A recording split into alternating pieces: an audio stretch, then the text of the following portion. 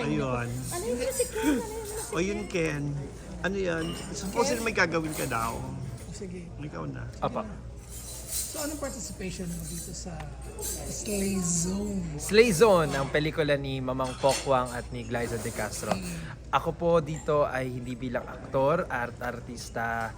Ako po ay magtatrabaho behind the scene bilang co-producer. Kasama po si Miss April at si Miss Pauline ng Arrow Magic Care ng Wide International. Together with Glyza De Castro as co-producer also. Yes. So, hindi ka nahihirapan. I mean, di ba may trabaho? Well, nababalance ko naman po yung oras ko and nagawa ko rin naman po to nung ginagawa ko yung Papa Mascot. I'm also a co-producer of that film. And so kahit paano hindi na po siya bago sa akin, kahit paano may idea na po ako kung paano maging isang artista at maging isang co-producer. Kaya naman po ng oras. Hindi naman mahirap. Mahirap because especially nung una mahirap siya dahil Yung una kasi nag-adjust ka pa.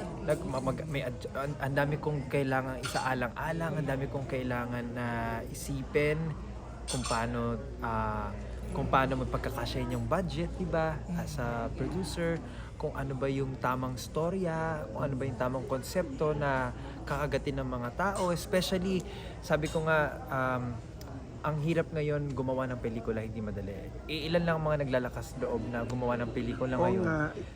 Opo. Yun ang tanong ko. Yung sa panahon ito na hindi pa nang ganun talaga bumabalik yung Yeah. yung Not 100%. yung pagiging warm ng tao sa box office, pagiging hot na manood ulit ng films. So why on this Why gamble time sa producer? kayo magagamble for a Sayang. film?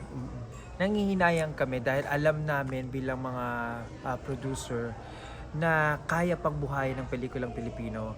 And hindi kami natatakot because marami ng outlet ngayon para maipalabas yung pelikula at para kumita.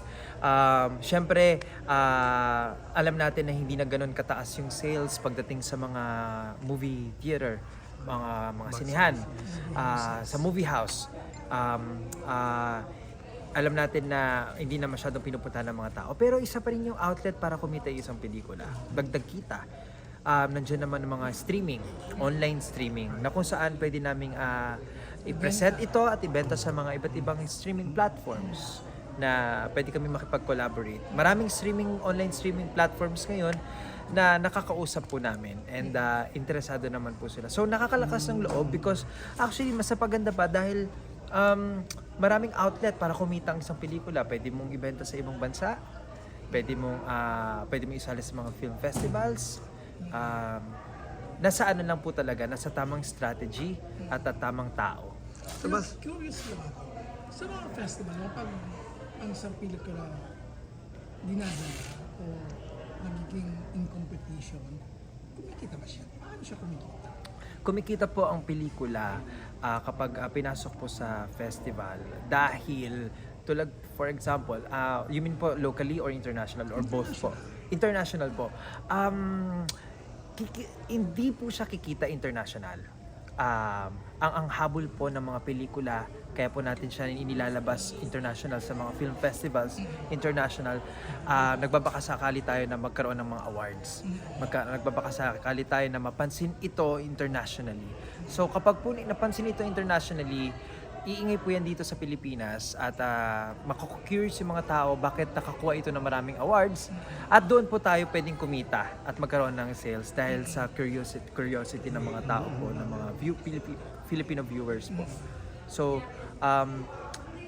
nangyari po ito kung hindi ako nagkakamali sa Kita-Kita. Kung hindi po ako nagkakamali nung una, nung pinalabas po dito sa Pilipinas, hindi yata napansin nung una. At inilaban nila sa film festival sa ibang bansa, ang daming awards na nakuha.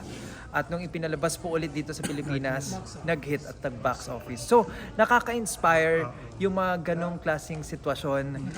Nakakatulong po talaga. At bilang producer po, dun yung pinanghahawakan namin. Nagbabakasakali kami at baka naman pwede din na mangyari sa amin. Yung formula kasi nun, parang bago sa mga Opo. sa audience. So dito sa ano yan, sa Slay Zone, ano ang tingin mong formula na pwedeng maging kita ang result ng Sa Slay Zone po. Slay Zone?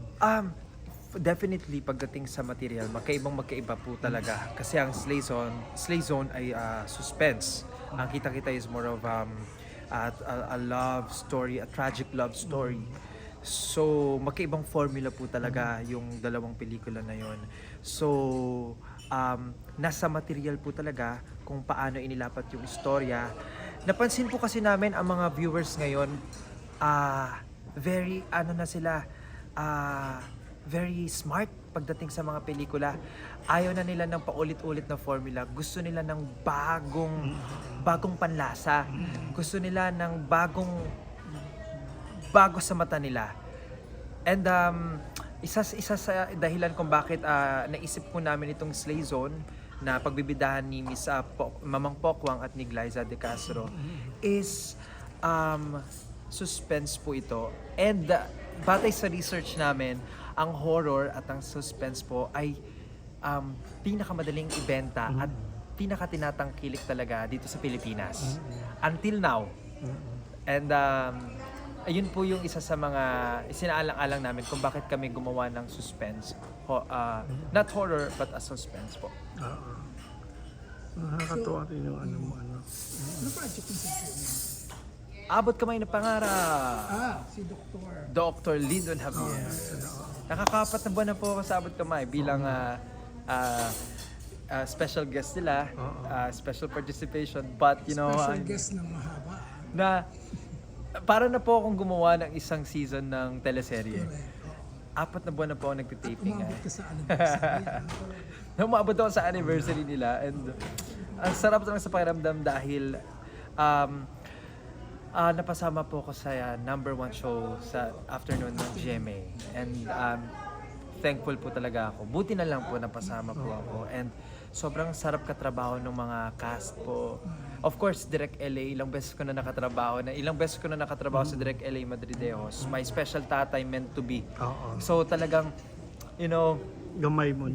gamay na namin ng isa't isa ni Direk LA at mahusay talaga na director sa Direk LA. Mayroon bang planong gawing love team kayo ni Jillian or Kaming dalawa ni Jillian. Hindi ko po alam. Natutuwa po ako dahil na-appreciate po ng mga tao yung ginagawa namin ni Jillian, ni Doc Annalyn sa Abot Kamay na Pangarap. Sabi ko nga po kanina, ang dami po naming napapasaya ng mga tao, hindi lang Gen Z, hindi lang millennials, pati na rin yung mga nanay at mga lola natin. Kasi every time na pumupunta po ako sa ibang lugar, at saka nung pumunta po ako ng Doha, Qatar at ng Dubai, ang tawag sa akin Doc Lyndon, ang sarap sa pakiramdam at talagang kinikis ako ng mga kababayan natin doon.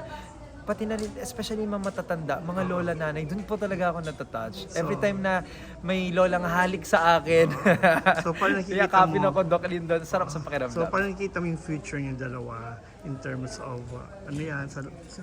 samahan, love team and all. Pwede naman, hindi ba? Nag-enjoy ako sa company with Jillian and nakatrabaho ko na si Jillian sa My Special Tatay and nakita ko talaga kung gaano ka buting artista at katrabaho ni Jillian at bilang isang tao din and looking forward ako na sana makatrabaho ko pa siya after ng Abot Kamay, magkaroon kami ng chance na makatrabaho namin ulit yung isa't isa. Why not? And magaling siyang actress. Nakita naman, napatunayan niya sa Abot Kamay na Pangarap. And I'm just, ini-enjoy ko lang po kung makikita niyo yung mga posts namin dalawa sa social media. Talagang ini-enjoy namin yung mga pagsasama namin dalawa, every taping, ganyan. Hindi kayo binabash nung mga fans niya ni yung dati mong love team, ka-love team. You know what? Wala po Anita. akong masyadong nakikitang negative comments na mga naging fans namin, naging supporters namin ni Rita. Kasi ang lakas din naman nun, di ba? yung love Opo, team na yes, and sobrang thankful po ako sa kanila kahit kung sino pong makapartner ko po, sumusuporta pa rin po sila. Siyempre, hindi natin maiwasan na namimiss sila. Nakikita ko, namimiss na namin kay ni Rita.